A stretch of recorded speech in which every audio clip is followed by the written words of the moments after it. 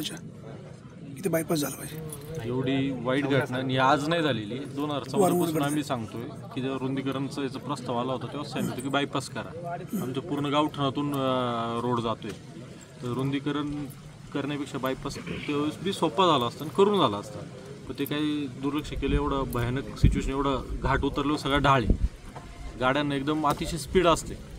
हे हायवेवाल्यांना त्यांनी ते स्पीड कमी करण्यासाठी काहीतरी तिथं नियोजन करायला पाहिजे. दर आठवड्याला इथे ॲक्सिडेंट आहे, दर आठवड्याला. तर बायपास कुठून आहे ना ऑप्शन आहे, कुठून नाही करा. आमची लोक बघा साहेब, आपलं कोंबडे कशा गाडीतून मरून पडतात अशी लोक चिरडले त्या गाडीवाल्याने. भयानक परिस्थिती झाली. म्हणजे आमच्या डोळ्यासमोर आमचे नातेवाईक, गावची लोक त्यांना उडवले.